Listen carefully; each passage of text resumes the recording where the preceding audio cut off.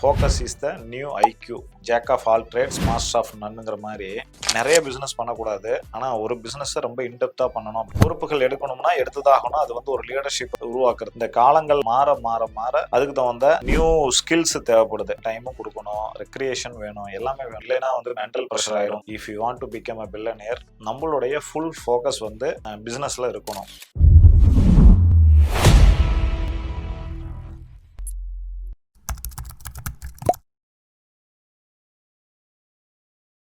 Welcome to beyond limits by Gokul. உங்களைய இன்னொரு புதிய வீடியோவிற்கு வரவேற்கிறேன். ரீசெண்டாக நான் என்ன பண்ணேன்னா, இப்போ எங்கள் வாட்ஸ்அப் மாதிரி எங்கள் ஆர்கனைசேஷனில் நித்ராவில் நாங்கள் ஒரு ஃப்ளாக்னு ஒன்று யூஸ் பண்ணுறோம். ஸோ அதில் மோட்டிவேஷன் ஆஃப் தி டேன்னு ஒரு குரூப் இருக்குது. ஸோ அதில் டெய்லியும் நம்ம ஸ்டாஃப் ஒருத்தர் வந்து டெய்லி மோட்டிவேஷன் எடுத்து போடுவார். ரீசெண்டாக போட்ட ஒரு கோட் என்னை ரொம்ப அட்ராக்ட் பண்ணிச்சு. அது வேற ஒன்றும் இல்லை, focus is the new IQ. ஐக்யூன்னா உங்களுக்கு தெரியும், intelligent quotient. So focus is the new IQ. Billionaires at all cost protect it. இந்த ஃபோக்கஸை வந்து ப்ரொடெக்ட் பண்ணுவாங்க பில்லியனரிஸ் அப்படின்னு சொல்லிட்டு. So we are living in a distracted world. உங்களால் வந்து வாட்ஸ்அப் ஒன்று ஒரு மெசேஜ் வந்திருக்கும், அது இம்பார்ட்டண்ட்டாக ரிப்ளை பண்ண வேண்டி இருக்கும். ஆனால் அதுக்குள்ளே ஒரு கால் வந்துடும். ஸோ நம்ம காலுக்கு போயிடுவோம், அந்த வாட்ஸ்அப் மெசேஜ் மறந்து போயிடும்.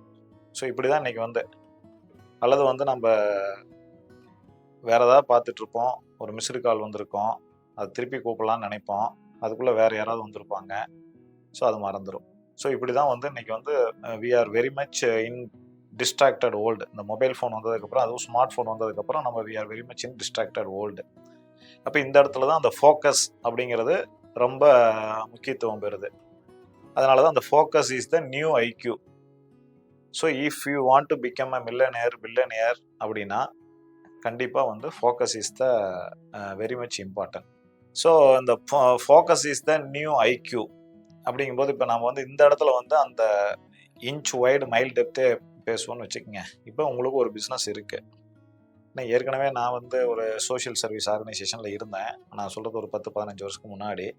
ஸோ அது இட் கன்சியூம்ஸ் டைம். நீங்கள் ஓரளவுக்கு அதுக்காக இருக்கக்கூடாதுன்னு இல்லை, அப்போ சோஷியலைசேஷன் கிடைக்காது. கண்டிப்பாக நீங்கள் சோஷியல் சர்வீஸ் ஆர்கனைசேஷனில் இருக்கணும். பொறுப்புகள் எடுக்கணும்னா எடுத்துதாகணும். அது வந்து ஒரு லீடர்ஷிப்பை வந்து உருவாக்குறது. உங்கள்கிட்ட ஏன்னா வந்து நம்ம ஆர்கனைசேஷனில் எம்ப்ளாயீஸு சொன்னால் கேட்பாங்க. பட் ஆனால் வெளியில் வந்து இருக்கிற எல்லாருமே ஈக்குவல் மெம்பர்ஸு.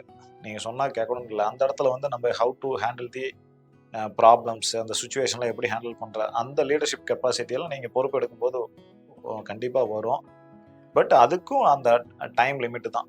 நான் ஒரு 5 வருஷத்துக்கு முன்னாடி வந்து ஒரு CK ரங்கநாதன், கெவின் கேரோட ஒரு பாட்காஸ்ட் கேட்டேன். அப்போ சொன்னார், ஃப்ரெண்ட்ஸ் எல்லாம் வந்து அதாவது அவர் ஆரம்ப காலகட்டத்தில் ஃப்ரெண்ட்ஸ் எல்லாம் என் ஆஃபீஸ்க்கு வருவாங்க, மதியானம் உட்காந்து இங்கே பேசிக்கிட்டே இருப்பாங்க. என்னால் வந்து ஒரு பிஸ்னஸில் கான்சன்ட்ரேட் பண்ண முடியாது. அப்புறம் நான் ஸ்ட்ரிக்டாக சொல்லிட்டேன், நீங்கள் வந்து என் ஆஃபீஸ்க்கு வரதா இருந்தால் நைட்டு 7:30 மணிக்கு மேலே வாங்க, பகலில் வந்து என்னை தொந்தரவு பண்ணாதீங்கன்னு சொல்லிட்டேன் அப்படின்னு சொல்லி. ஸோ அது என்ன அர்த்தம்னா, நம்மளுடைய ஃபுல் அட்டென்ஷன் வந்து பிஸ்னஸில் இருக்கணும். இப்போ நான் வந்து இந்த சேனல் நடத்துகிறதே பிஸ்னஸ் ஓனருக்காக தான், சரிங்களா? ஸோ அப்போ நீங்கள் இதை பார்க்குறவங்க மோஸ்ட்லி இந்த கண்டென்ட் வந்து பிஸ்னஸ் ஓனருக்கானது. நீங்கள் எல்லாருமே என்டர்பிரனராக தான் இருப்பீங்க, சரியா? அப்படிங்கிற பட்சத்தில் நம்மளுடைய ஃபுல் ஃபோக்கஸ் வந்து பிஸ்னஸில் இருக்கணும். பொறுப்புகள் வரும், அதாவது ஒரு பிஸ்னஸ் ரிலேட்டட் ஆர்கனைசேஷன்லேயும் பொறுப்பு வரும், சோஷியல் சர்வீஸ் ஆர்கனைசேஷன்லேயும் பொறுப்பு வரும். பொறுப்பை எடுத்துக்கக்கூடாதுன்னு அர்த்தம் இல்லை, எடுத்துக்கலாம்.